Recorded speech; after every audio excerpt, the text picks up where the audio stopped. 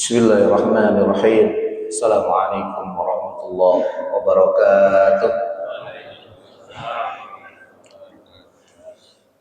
Innal hamdalillah nahmaduhu wa nasta'inuhu wa nastaghfiruh wa na'udzu billahi min shururi anfusina wa min sayyiati a'malina. May yahdihillahu fala mudilla lahu wa may yudlilhu fala hadiya lahu. Asyhadu an la ilaha illallah wahdahu la syarika lahu وأشهد أن محمدا عبده ورسوله الذي لا نبي بعده اللهم صل وسلم وبارك على نبينا ورسولنا محمد صلى الله عليه وسلم وعلى آله وأصحابه وأنصاره وجنوده ومن جاهد في الله حق جهاده إلى يوم القيامة قال الله تعالى في القرآن الكريم أعوذ بالله من الشيطان الرجيم يا أيها الذين آمنوا اتقوا الله حق تقاته wala tamutunna illa wa antum muslimun. Shadaqallahul azim. Bapak-bapak, ibu-ibu, hadirin hadirat jemaah salat subuh Masjid Jami Al-Falah yang mudah-mudahan kita semua dirahmati Allah Subhanahu wa taala.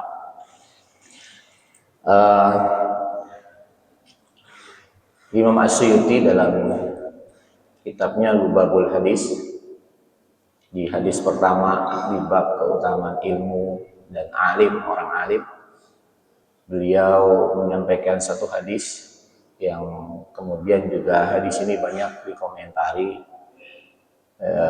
sebagai hadis dhaif. Tetapi para ulama mengatakan hadis dhaif itu bisa dipakai dengan beberapa syarat. Syarat pertama adalah hadis kedhaifannya tidak parah. Ya, dan tentu tidak bertentangan dengan hadis yang lebih tinggi kedudukannya, baik dengan hadis sahih maupun dengan hadis hasan.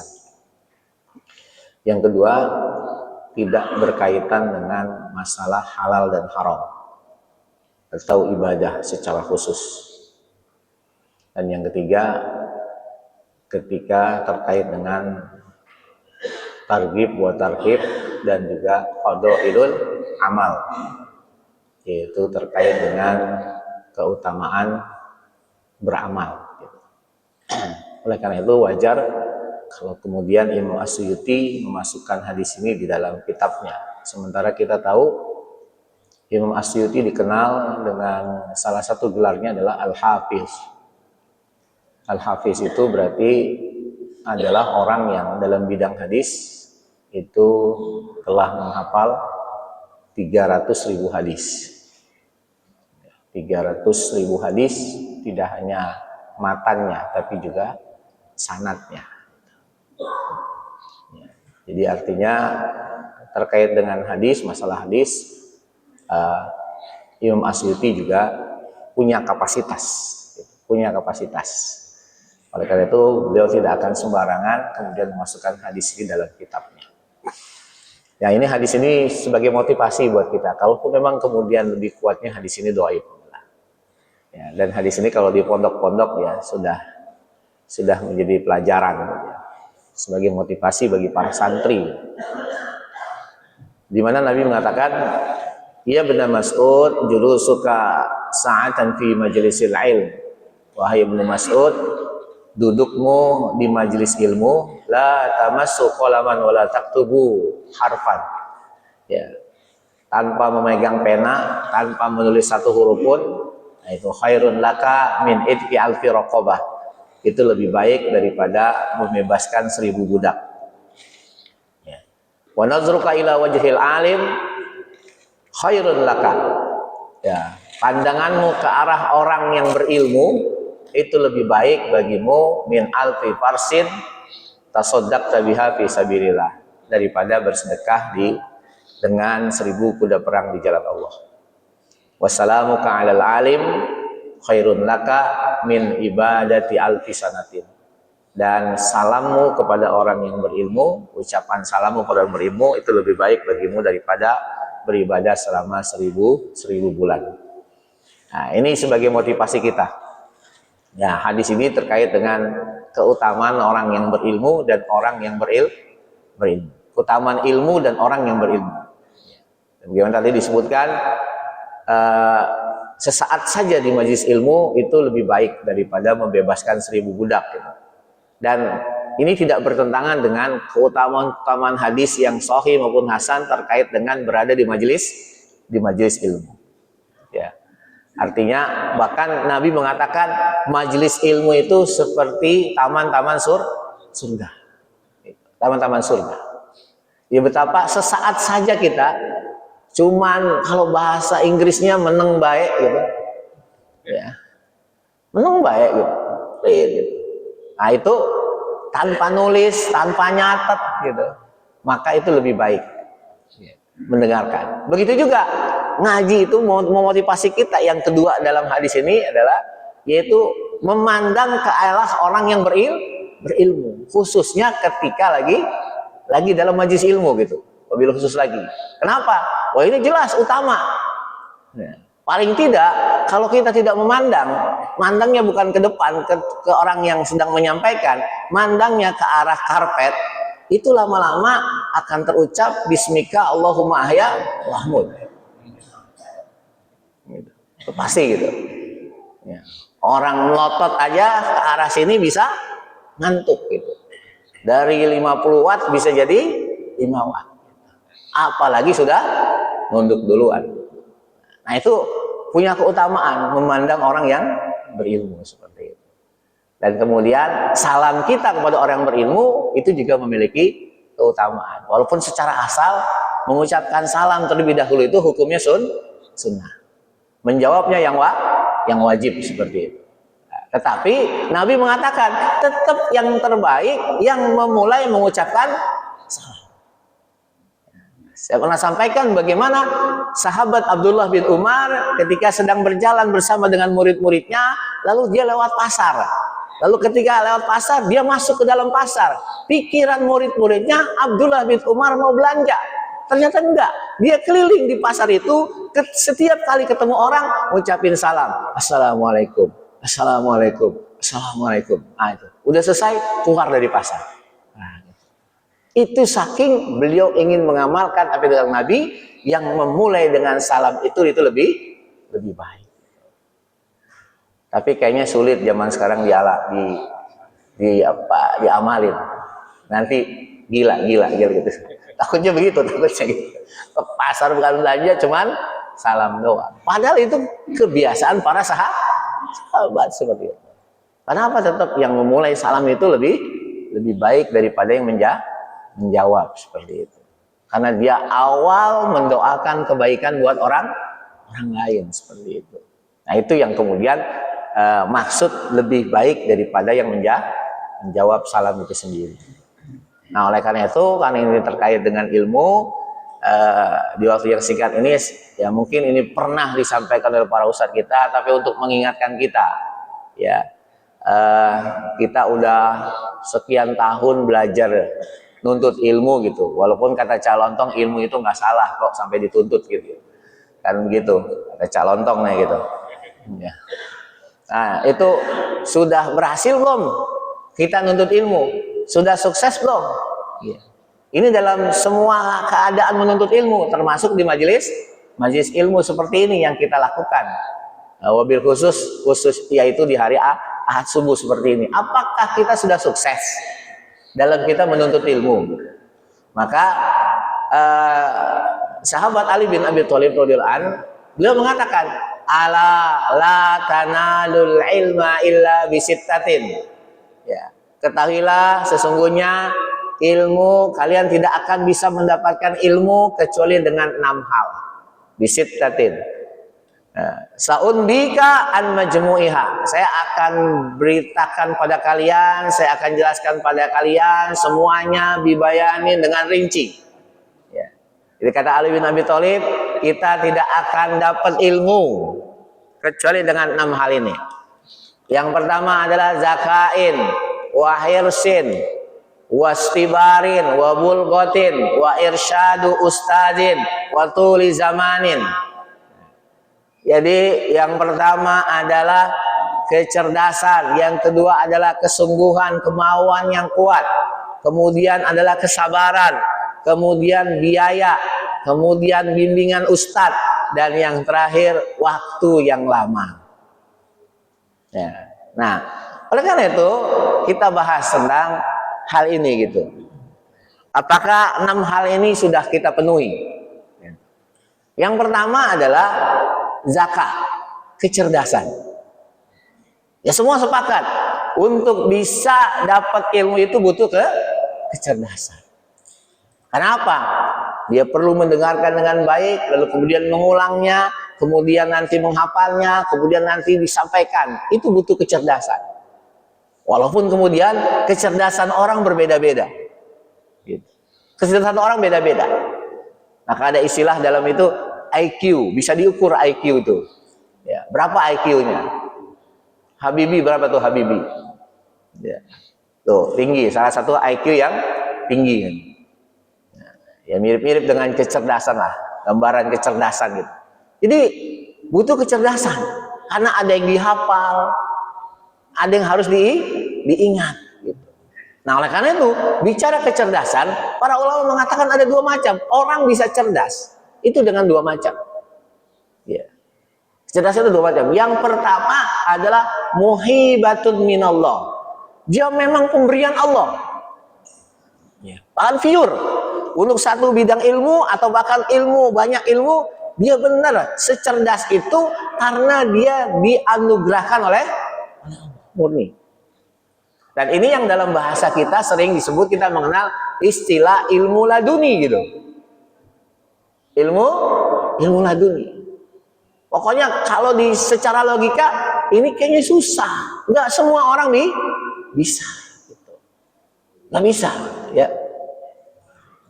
Sebagaimana Allah istilahkan ilmu laduni ini dalam surat Al-Kahfi ya gitu. Ya. Di ayat yang ke-65 ketika Allah berfirman, "A'udzubillahi minasyaitonirrajim. Fa wajada 'abdan min ibadina atainahu rahmatan min indina wa 'allamnahu min ladunna ilma." Min ladunna ilma. Lalu Nabi Musa mendapati bertemu dengan seorang hamba dari hamba-hamba kami kata Allah. Lalu hamba ini kata Allah Subhanahu wa taala, kami berikan rahmat, kasih sayang dari kami. Dan kami ajarkan hamba kami ini ilmu dari sisi kami. Yang dimaksud kita tahu adalah Nabi Khidir. Jadi bagaimana kita lihat kisahnya gitu. Hanya Nabi Khidir dalam hal ini yang tahu tentang ilmu hikmah di balik apa yang dia lakukan. Sementara Nabi Musa nggak tahu. Nabi Musa nggak tahu. Padahal Nabi Musa juga seorang nabi dan rasul. Ya kalau mau dibanding-bandingin gitu, kedudukannya lebih tinggi Musa. Nabi Musa adalah nabi dan rasul. Sementara Khidir hanya seorang nabi. Tapi dalam hal ini Allah tidak berikan ilmu itu kepada Nabi Musa. Nabi Musa ilmunya sebatas zohirnya saja. Itu. Ketika Nabi Khidir melobangi kapal, wah ini bisa tenggelam. Ketika Nabi Khidir membunuh anak kecil, wah ini perbuatan yang mungkar ini, dosa ini gitu. Ketika Nabi Khidir membetulkan rumah yang mau roboh, wah kenapa kita nggak minta upah? Gitu. Nah, itu zohirnya Nabi Musa. Tapi ada orang yang kemudian dikasih ilmu oleh Allah, di mana orang lain tidak dikasih. Nah ini namanya muhibatun minallah. Dulu ketika awal-awal Ustadz Adi Hidayat muncul, semua orang tercengang gitu. Hafal Quran, tahu posisinya gitu. Walaupun ada aja orang yang hasad, orang yang begitu belum tentu berilmu, ada aja gitu. Ada aja gitu. Jangan tertipu dengan yang begitu. Bukannya malah senang ada orang yang beriman, orang Islam bisa begitu, ini malah seperti itu komentarnya. Kurang bijak seperti itu. Itu kan jelas bagaimana bukan hanya apa, tapi letak-letak posisinya di mushaf itu tahu gitu. Dan ternyata kemarinnya banyak orang yang begitu. Dan kalau kita pikir secara logika, ini belajarnya gimana? Kita ngapalin aja, jangankan 30 juz, 1 juz dah. Gak usah 1 juz dah. 1 surat dah. lupa mulu. Itu baru hafalannya. Bahkan bukan hanya hafalannya, bacaannya aja masih belepotan. Salah mulu. Ikut tahsin, dibenerin sama ustaz, salah mulu, besoknya nggak datang. Kan gitu. Itu saya bilang muntaber, mundur tanpa berita. Ikut tahsin begitu dibuka banyak, gitu. Dapat 2 pertemuan kurang gitu ya. Lama-lama bubar tuh tahsin. Gitu. Nah, seperti itu. Nah, jadi itu kecerdasan yang tidak Allah berikan. Ada tuh kan yang anak kecil ya, 2 orang. Ya, ketika suruh menyebutkan, membacakan ayat ya, dari sisi halaman, bacakan halaman sekian, baris kelima, baca bener. Bacain ayat yang bawah, baris bawah, bener. Terus dites lagi, maju 3 halaman dari yang tadi dibaca. Ya. Bacakan ayat yang paling atas, bisa. Dari situ mundur ke belakang 10 halaman, bisa. Nah itu gimana itu? Ya, muhibatun minallah. Itu pemberian dari Allah Subhanahu wa taala. Nah, ini kecerdasan yang pertama. Jadi muhibatun minallah. Jadi pemberian dari Allah Subhanahu wa taala. Yang kita kenal istilah dengan ilmu laduni seperti itu. Dari ayat bunyinya ladunna dengan domirnya nahnu. Kalau laduni berarti domirnya ana, ladunna dari sisi kami, min ladunni dari sisiku kan gitu. Bedanya begitu. Beda domirnya saja. Nah, kemudian kecerdasan yang kedua, memang kecerdasan yang berasal dari upaya yang keras, belajar yang rajin. Orang yang asalnya biasa-biasa saja, bahkan terkesan bodoh, ya, terkesan telmi dalam setiap dia belajar, itu bisa dengan usaha yang keras, dengan rajin belajar, memohon kepada Allah, berdoa, dia bisa berubah. Bisa jadi orang yang cerdas. Gitu. Dan ini ada di dunia nyata. Salah satunya itu terjadi pada seorang ulama besar, namanya Rabi bin Sulaiman Al-Muridi. Siapa Rabi bin Sulaiman Al-Muridi? Dia salah satu murid utama dari Imam Syafi'i rahimahullah. Imam Syafi'i sebelumnya beliau lahir di Gaza, kemudian hijrah diantaranya ke Madinah, belajar dengan Imam Malik. Beliau pernah juga di Mekah, bahkan beliau masuk ke suku-suku Arab, suku Huzail yang memiliki bahasa yang luar biasa halusnya gitu. Kemudian dia juga berbagai macam mengembara ilmu ke Irak sampai belum menetap di Irak.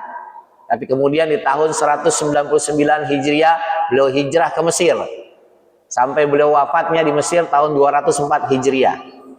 Jadi beliau hanya tinggal di Mesir kurang lebih 5 tahun gitu. Nah, di sana dia bertemu dengan seseorang yang kemudian menjadi muridnya, yaitu namanya Rabi bin Sulaiman Al-Muridi. Rabi bin Sulaiman ini muridnya Imam Syafi'i yang paling berbeda dengan murid-muridnya yang lain. Di mana bedanya?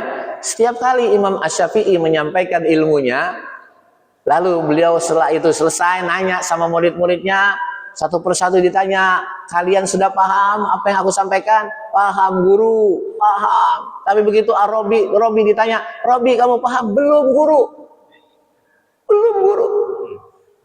Ya, dan setiap Imam Syafi'i menyampaikan, selalu yang bilang belum paham adalah Rabi bin Sulaiman.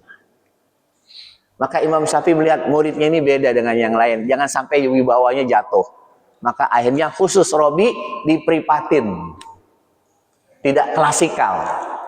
Ya, jadi dipripatin. Maka Imam Syafi'i mengajarkan ilmu-ilmu kepadanya. Tapi lagi-lagi setiap selesai menyampaikan satu ilmu, sudah paham Rabi? Belum guru. Diulang lagi yang kedua, sudah paham Rabi? Belum guru. Sampai disebutkan itu 40 kali Imam Syafi'i nanya, nerangin berulang-ulang, jawabannya sama, belum guru. Bayangin aja. Itu bilangnya apa itu? Itu kalau kita yang jadi guru gimana? Hanya murid bego banget. Tell me ini, makanya hati-hati guru, apalagi orang tua. Nah, makanya kita orang tua belajar tuh berapa susahnya, perlu kesabaran jadi guru ketika Covid kemarin. Baru ngajarin sebentar aja udah stres semua gitu ya. Gitu. Kadang-kadang nyalahin guru gitu ya. Gitu. Begitu jadi guru sebentar, wah udah stresnya minta ampun gitu.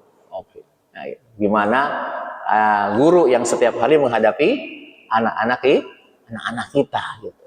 Baru sebentar aja udah nggak kuat saya udah ngajarin kayak gitu ya. Seperti itu. Maka hati-hati jangan mengucapkan kata-kata buruk tentang anak kita. Gitu. Doakan saja ketika mereka belum paham. Gitu. Nabi saja ketika Ibnu Abbas dibawa saat masih bayi, Nabi doakan, Allahumma faqihu fiddin wa alimhud ta'wil. Ya Allah, pahamkan anak ini akan agama, ajarkan dia tentang tafsir Quran. Benar, akhirnya tumbuh menjadi sahabat yang sangat luar biasa dalam bidang Quran khususnya. Nah, akhirnya apa Imam Syafi'i ketika mendapati muridnya seperti ini, Imam Syafi'i nggak marah.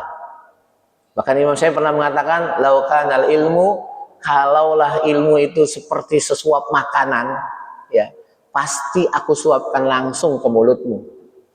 Imam Syafi'i. Tapi masalahnya bukan makanan ilmu itu. Dia butuh proses. Gitu. Perlu usaha yang kuat, ikhtiar yang luar biasa. Oleh karena itu, ketika mendapati murid seperti ini, apa kata Imam Syafi'i? Ya Robi, hadza ma indi. Wahai Robi, ini batas kemampuanku dalam mengajarmu. Batas kemampuanku dalam mengajarmu. Fasalillah, maka sekarang minta sama Allah, ayyab tahalaka, agar Allah membukakan untukmu. Kenapa? Kata Imam Syafi'i, fa innal ilma laisa yu'ta bitaklim. Ya, karena ilmu tidak hanya diberikan melalui pengajaran. Ilmu tidak hanya didapatkan lewat pengajaran. Seperti saat ini. Ya. Walakinnahu, kata Imam Syafi'i, akan tetapi ilmu itu nurun, cahaya. Yada'ullah fil qalbi, di mana ilmu itu Allah yang meletakkan di dalam hati. Jadi ilmu bukan hanya didapat lewat pelajaran, tapi dalam hal ini Imam Syafi'i mengingatkan muridnya dan kita semua, ilmu itu Allah yang punya. Allah akan berikan kepada siapa yang dia kehendaki. Maka untuk membuka itu, kata Imam Syafi'i, minta sama Allah. Doa sama Allah. Maka Robi ketika itu banyak berdoa kepada Allah Subhanahu wa taala agar dia diberikan kemudahan dalam mencari ilmu. Walhasil apa? Bapak Ibu sekalian, maka Robi bin Sulaiman, terlebih lagi setelah Imam Syafi'i wafat, dialah murid terbaiknya Imam Syafi'i. Jadi dia menjadi seorang ulama besar, Pak, khususnya dalam bidang hadis maupun dalam bidang fikih. Bahkan Bapak Ibu sekalian, kitabnya Imam Syafi'i yaitu Ar-Risalah. Itu adalah dari Robi bin Sulaiman. Ya. Jadi Robi bin Sulaiman menyusun semua apa yang dia dapat dari gurunya. Maka itulah salah satu usahanya, jadilah kitab Ar-Risalah. Itu Imam Syafi'i semua. Tapi yang ngumpulin siapa? Robi bin Sulaiman. Dan dalam bidang hadis, para ulama hadis semua sepakat mengatakan Robi itu huwa sikotun, huwa sudukun. Dia itu rawi yang kuat. Dia itu rawi yang jujur. Jadi hadis yang diriwayatkan lewat jalur Robi itu adalah hadis yang kuat. Ya. Karena tadi khususnya bagi Robi dikomentari sebagai ulama hadis yang periwayatannya kuat. Padahal tadi Bagaimana basicnya? Jadi beliau nggak paham-paham bahasanya murid Imam Syafi'i yang asalnya tell me, berat mikir. Tapi dengan upaya yang keras, usaha yang keras, berdoa kepada Allah, maka Allah merubah semuanya. Itulah kecerdasan yang kedua. Kecerdasan yang kedua, minta sama Allah makanya. Nah, itu juga kalau mau kita, itulah pentingnya juga ketika kita masuk dalam majelis ilmu dimanapun gitu ya, dalam bentuk apapun majelis ilmu itu, maka salah satunya hilangkan kesombongan dari dalam diri kita. Jadi jangan kemudian baru mau ngaji ke masjid, paling nanti ustadznya materi ini lagi. Jangan gitu. Apalagi begitu ustadz nyampein, ya yang kemarin lagi gitu. Aduh. Itu nanti ilmunya nggak masuk. Ya, ilmunya nggak masuk gitu. Udah.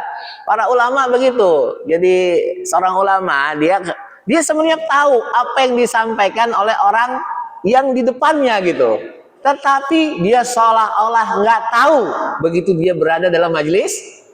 Dia perhatiin banget, padahal sebenarnya sudah tahu gitu. Seperti itu. Dan biasa para ulama mendengarkan ulama yang lain dalam majelis ilmunya, padahal dia bisa jadi ulama itu lebih cerdas. Salah satu cerdas siapa? Imam Al-Lais. Ya, Imam Al-Lais itu sebenarnya dia imam mazhab juga gitu. Cuman sayang murid-muridnya tidak mendokumentasikan kehebatan ilmunya sehingga tidak dikenal. Sampai-sampai Imam Syafi'i mengatakan, yang merupakan murid Imam Malik mengatakan, Al-Lais afqah min Malik. Imam Al-Lais itu lebih faqih dibanding guruku Imam Malik. Gitu. Tapi sayang nggak ada muridnya yang meriwayatkan, maka nggak dikenal dalam mazhab. Imam Malik, kenapa ada mazhab Maliki? Karena murid-muridnya mendokumentasikan. Imam Syafi'i, mazhab Syafi'i, karena murid-muridnya mendokumentasikan. Kemudian siapa lagi? Imam Abu Hanifah, karena murid-muridnya mendokumentasikan. Begitu juga dengan Imam Ahmad bin Hambal, maka dikenallah dengan 4 imam mazhab. Padahal ketika Imam Syafi'i, Imam Al-Lais itu lebih faqih dibanding Imam Malik. Padahal Imam Malik gelarnya apa? Al-Imamu Darul Hijrah. Imamnya negeri hijrah, kota Madinah. Syekhul Islam, guru dalam Islam. Faqihu biddin, orang yang paling paham dalam masalah agama. Tapi kata Imam Syafi'i, Al-Lais afqah min Malik. Imam Al-Lais lebih faqih dibanding Imam Malik. Nah, Imam Al-Lais pernah datang jauh-jauh dari Mesir ke Madinah menghadiri majelisnya Imam Malik. Imam Malik menyampaikan ilmunya, dengerin dengan baik. Gitu. Sampai kemudian Imam Malik memberikan pertanyaan kepada hadirin ketika itu.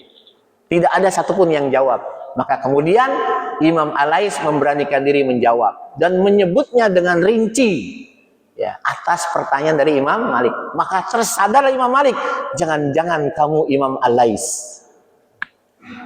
Ternyata betul, iya, aku Al-Lais. Wah, sebuah kehormatan. Majelisnya dihadiri orang yang pintar.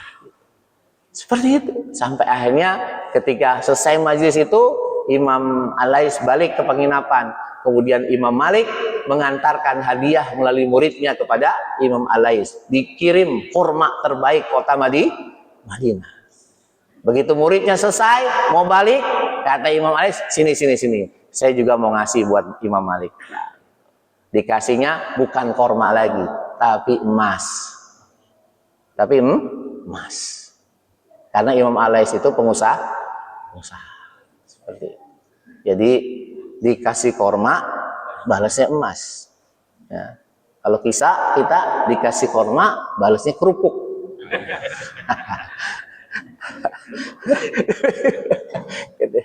Atau paling enggak korma lagi, ya seperti itu. Tapi zaman sekarang Lebaran aja nggak ada kirim-kiriman lagi ya. Ya kayak Idul Fitri, ya dulu kan tuh ada tuh ya, antar tetangga ngirim ketupat, gitu ya. Sekarang masih ada? Udah kagak ada gitu. Masih ada kalau di kampung. Dulu enak, waktu kecil saya bawain, emak ngirim ke tetangga, saya nganterin. Gitu. Sekarang nggak ada gitu ya. Sayang banget. Udah pada bikin masing-masing. Dulu juga bikin masing-masing. Tapi itulah gitu ya. Ya, luar biasa suasananya. Nah, perlu dihidupin lagi nih, paling nggak di Masjid Al-Falah ini gitu. Jangan lupa kirim-kirim ke Ustadz gitu. Sherlock. Alhamdulillah dapat kiriman setiap lebaran haji. Ya. Nah, jadi itu yang pertama adalah kecerdasan. Yang kedua adalah hirsun, kemauan dan kesungguhan. Kalau bahasa Imam Syafi'i di yang lain beliau mengatakan ijtihadun.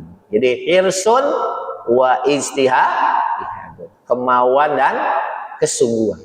Maka kita mengenal istilah dalam hafalan anak-anak itu, dulu saya belajar namanya mahfuzot. Mahfuzot itu berarti hafalan gitu ya. Ada manjada wajada. Siapa yang bersungguh-sungguh pasti dapat. Nah, itu penting gitu. Punya kemauan. Ada kajian, wah, tiap hari Ahad, kemauan yang keras, semangat, datang ke kajian. Jadi sebelum mulai saja, begitu dengar pengumuman, udah semangatnya luar biasa. Begitu datang majlis, dia serius.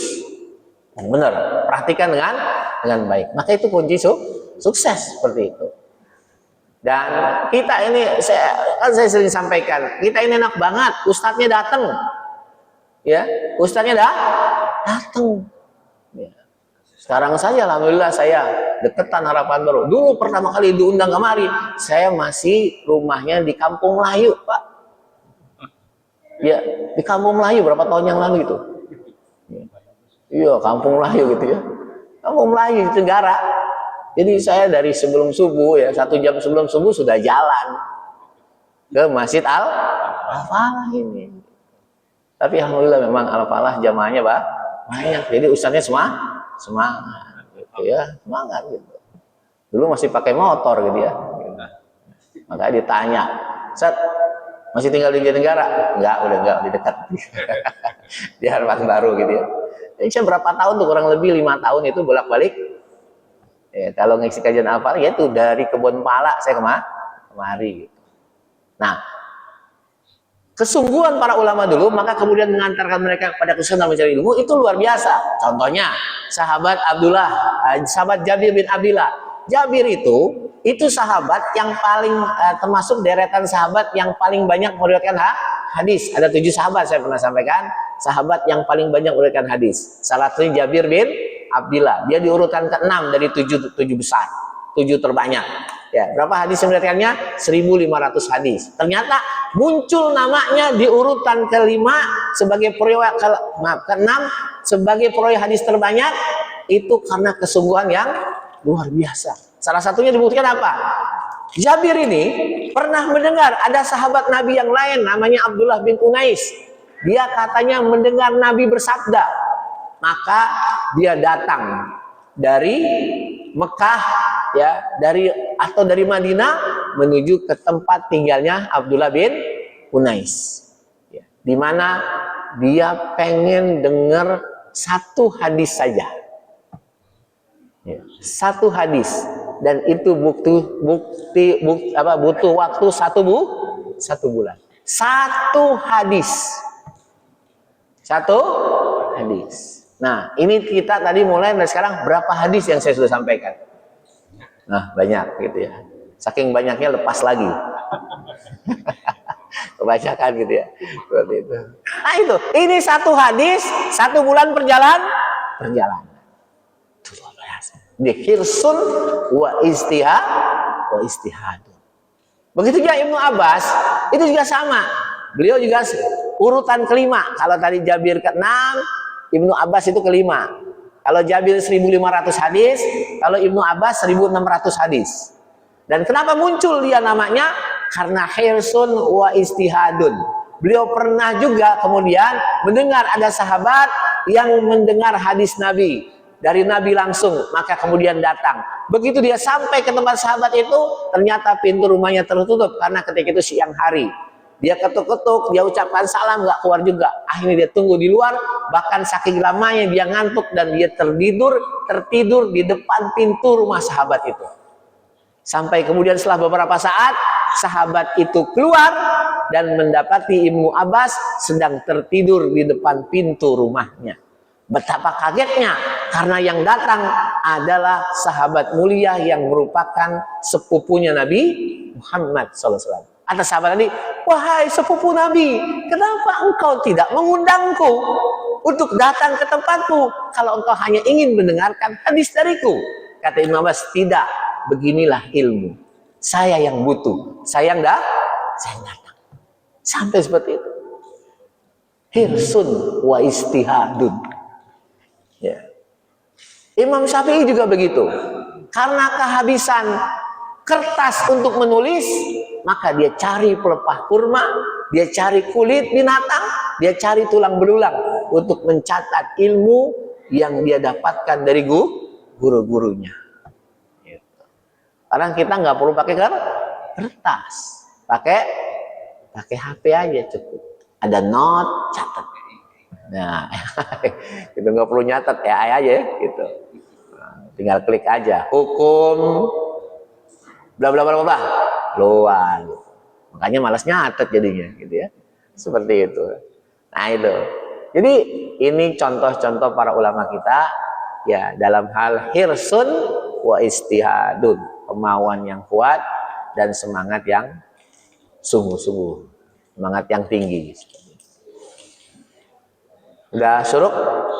Sudah suruk. Ternyata tidak cukup waktunya, gitu ya. Nah, masih ada 4 lagi. Nah, insya Allah kita ketemu di pertemuan berikutnya, insya Allah. Demikian, saya kembalikan dulu ke MC. Wallahu a'lam bishawab. Wassalamualaikum warahmatullahi wabarakatuh. Terima kasih Ustaz. Silakan kalau ada yang mau bertanya atau menambahkan.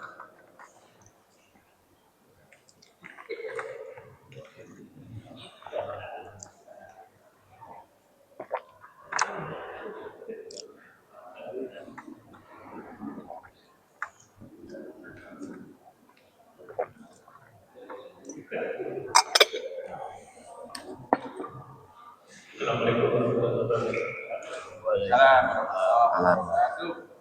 Menarik jadi pembahasan menyambung yang tadi fenomena kalau di daerah ya. Jadi terkait masalah untuk itu kan kalau di pesantren itu kadang-kadang murid itu melayani gurunya. Karena mereka itu kan belajarnya jalan dia lebih banyak melayani naik nafas kepada guru yang lebih lama. Karena mereka berpikir istiqomah tentang organisasi. Fenomena ini apakah istilahnya secara kita sama orang ini, tapi kalau tidak itu sederhana masalah mereka itu lebih kepada melayani guru dan lebih keberkahan. Bukan mereka akan mencampur di awal bukan kadang-kadang tapi memang begitu pulang ya itu kadang-kadang malah bisa jadi mengajar kalau daripada kadang-kadang mereka ngaji itu serius. Nah bagaimana yang ini sebetulnya apakah kaitan tadi istilahnya maaf bukan sungguh-sungguh belajar tapi dia mengambil berkah dari dunia itu. Bahkan pelayan itu sampai apa ini luar biasa gitu ya. Itu apapun yang disampaikan dulu mereka kasih dulu misalkan ini mohon penjelasan apakah fenomena itu suatu bagian dari ada ini dan bagian dari yang tadi untuk bermanfaat. Iya. Istibrok itu boleh, ya. Tabaruk, ya. Bil khusus juga dalam masalah menuntut ilmu. Dan itu bukan hal yang berlebihan. Fenomena-fenomena yang kita temukan di pondok, begitulah kultur pondok begitu. Bagaimana para santri benar-benar harus ihtiram terhadap ilmu dan orang alim. Karena itu salah satu bukan hanya mencari keberkahan dari orang alim itu dari ilmu, tapi bagaimana ilmunya juga nanti menjadi berkah. Karena salah satu ciri ilmu yang berkah itu kemudian kita mudah untuk mengamalkannya. Ya, banyak orang yang cerdas, ilmu dapat ilmu tapi nggak berkah karena nggak bisa ngamalin. Ya, dia berat untuk ngamalin. Ibnu Mas'ud itu bagaimana beliau melayani Nabi sepenuh hati. Salah satunya kalau Nabi masuk ke dalam rumah, ya itu masuk ke masjid atau datang kemana satu tempat, lalu Nabi melepas sendal, maka sendalnya Nabi dikantongin sama Ibnu Mas'ud. Kantongin. Tapi kalau dibilang berlebihan, itu Ibnu Mas'ud. Gitu. Jadi sendal Nabi dibawa, dikantongin. Ini bukannya gulu, gitu. Seperti itu. Dan fenomena di pondok kalau ustadz lewat, ya kiai lewat, semua berhenti, bahkan nunduk. Itu bukannya gulu, bukan gulu. Itu ihtiramnya kepada orang berilmu. Ihtiramnya orang berilmu pada ilmu. Saya baru tahu ternyata di Jepang begitu. Di Jepang, murid-murid Jepang kalau lagi jalan, ada gurunya lewat, berhenti, langsung begitu. Ini bukan gulu itu. Ya. Dan itu yang diajarkan, bagian dari adab kita. Cuman memang ada yang tidak memandangnya, dibilang gulu, berlebihan, bahkan nggak main-main, bukan lagi ini syirik begitu. Di mana syiriknya? Di mana syiriknya? Imam Syafi'i mengatakan tentang, ya, Imam Syafi'i itu dua perawinya, ya, ulama yang menjadi meriwayatkan tentang beliau, gitu, khususnya yang di Mesir itu dua yang masyhur, satu Rabi bin Sulaiman, satu lagi Imam Al-Muzani. Tapi para ulama ketika antara Rabi bin Sulaiman dengan Imam Al-Muzani itu bertentangan informasinya, maka para ulama lebih memilih apa yang disampaikan Rabi bin Sulaiman. Kenapa? Karena dia yang paling dekat dengan Imam Syafi'i. Ya, lebih dekat lagi. Karena Imam Syafi'i pernah mengatakan tidak ada orang yang lebih luar biasa dalam pelayanannya kepadaku dibanding Rabi bin Sulaiman. Katakan, nggak ada dalam hal pelayanan terhadap Imam Syafi'i dari murid-muridnya yang melebihi Rabi bin Sulaiman. Maka muncullah keberkahan dari seorang Rabi bin Sulaiman. Sehingga dia muncul dari anak, dari murid yang tadi slow learning, ya, gitu. Jadi lambat, tapi kemudian justru menjadi ulama besar. Kenapa? Ihtiramnya sama guru. Seperti itu. Jadi itu bagian dari tabaruk, ilmu, mencari berkah, biar ilmu kita berkah, gitu. Ini bukannya gulu. Gulu itu nggak begitu. Cuman sering disebutnya gulu. Salaman sama orang nunduk dibilangnya gulu. Enggak. Kita hormati. Cium tangan dibilangnya gulu. Yang boleh cium tangan sama orang tua? Enggak. Boleh. Ketika orang yang, terlebih lagi orang yang di hadapan kita, memang dia lebih utama dari sisi keilmuan, dari sisi kealiman, itu nggak masalah kita cium tangan. Dan itu bukan gulu. Dia melebihkan. Nabi itu kalau ada para sahabat bikin hajatan, ya, maka para sahabat itu hidangan buat Nabi dengan hidangan buat yang lain dibedain. Apakah itu gulu? Enggak. Kata para ulama pelajarannya, begitulah sikap kepada orang yang lebih berilmu. Termasuk saya sering kritisi, kalau bapak ibu bikin hajatan, terus di antara undangan itu ada ustadz, harus ditaruh di VIP. Itu sebagai bentuk ihtiramnya. Ini enggak, ustadz suruh ngantri. Di mana berkahnya ilmunya gitu? Masukkan ke VIP. Oh, pejabat masuk ke VIP, ustadznya kagak gitu, ngantri gitu. Curhatnya. Itu dalilnya apa? Tadi sebagaimana para sahabat mengkhususkan hidangan buat Nabi. Nah, sama kan VIP beda kan kelasnya gitu, kasih sebagai ihtiram kita akan keilmuannya. Dan itu bukan gulu. Dulu seperti itu. Wallahu a'lam bishawab. Udah habis, pada tegang banget sih.